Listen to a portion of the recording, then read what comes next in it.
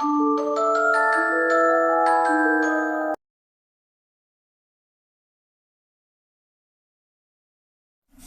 evening sky painted hues of orange and purple as a group of friends gathered at the doorstep of the abandoned building. The structure loomed ominously, casting long shadows that danced in the fading light.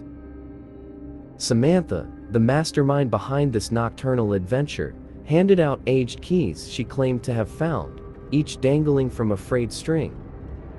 "Are you sure about this, Sam?" Jason, the skeptic of the group, asked, eyeing the dilapidated building warily. "Absolutely. It's just a bit of spooky fun. Imagine the stories we'll have to tell," Samantha replied with a mischievous grin. As the friends ventured into the depths of the abandoned building, the air grew colder, and the silence thicker.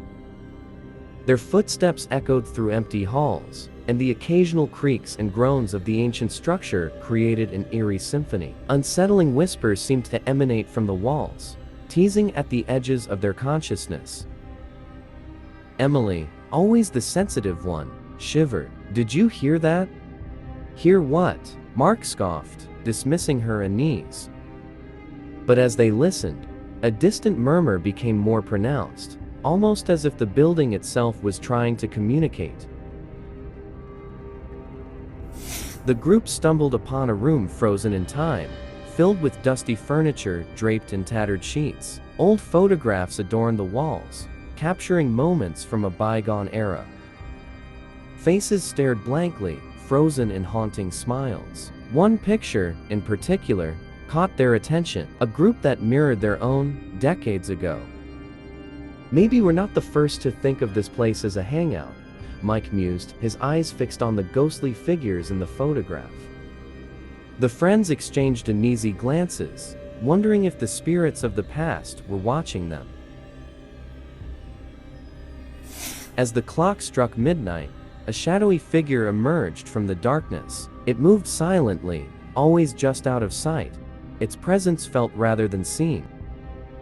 The friends, now on edge, questioned if their imaginations were playing tricks on them.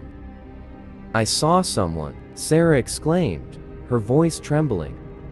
"Nonsense. It's just your mind playing tricks," Tom reassured, though doubt lingered in his eyes.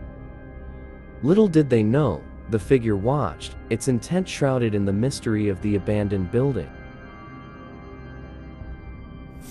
Strange visions began to plague the friends. Each member experienced unsettling encounters with apparitions of the past, phantoms that mirrored the people from the old photograph. The lines between reality and the supernatural blurred as the friends grappled with the tormenting visions. "I swear, I saw my doppelganger staring back at me," Emily cried out, her eyes wide with terror. The abandoned building seemed to feed off their fears, manifesting nightmares that threatened to consume their sanity. In their search for answers, the friends stumbled upon a room adorned with cracked mirrors.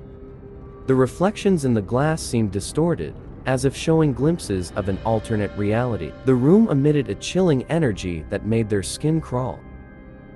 "What is this place?" Jason questioned, studying his own reflection with unease. As they delved deeper into the room, the mirrors revealed secrets buried within the abandoned building, reflecting not only their images, but the haunting history etched into the walls. A discovery in the attic revealed a diary that belonged to a former inhabitant of the building. The entries spoke of strange occurrences, unexplained phenomena, and a growing sense of dread that plagued the writer's every moment. "Listen to this," Samantha read aloud, her voice shaky. "The shadows move when you're not looking, and whispers echo through the halls. The building has a life of its own, feeding off the fear it instills." The diary hinted at a malevolent force that had claimed the abandoned building as its own. Desperate for answers, the friends decided to conduct ants in hopes of communicating with the spirits that dwelled within the abandoned building. Candles flickered, casting dancing shadows on the walls as they held hands in a circle, their breath suspended in the tense air. As they called out to the unknown, the room came alive with an otherworldly energy. Unseen forces responded, and the building seemed to pulse with a malevolent power. The friends' bond began to fray as the malevolent force intensified. Trust turned to suspicion, and fear eroded the foundation of their friendship. The shadowy figure that had been a mere specter in the background now took on a more tangible form, haunting their every step. "We shouldn't have come here," Mark confessed, his eyes darting nervously. The abandoned building, sensing their vulnerability, tightened its grip on their sanity. With each passing moment, the abandoned building became a labyrinth of nightmares, trapping the friends in a web of terror. As they fought to escape its clutches, the malevolent force manifested itself, determined to keep them within its walls. In a final, desperate bid for survival, the friends raced against time, navigating the haunted corridors and evading the spectral entities that sought to claim their souls. The abandoned building, now a living entity of darkness, resisted their escape, testing the limits of their courage. The chilling conclusion awaited as they reached the threshold between the haunted and the mundane, unsure if they would ever truly leave the horrors of that night behind.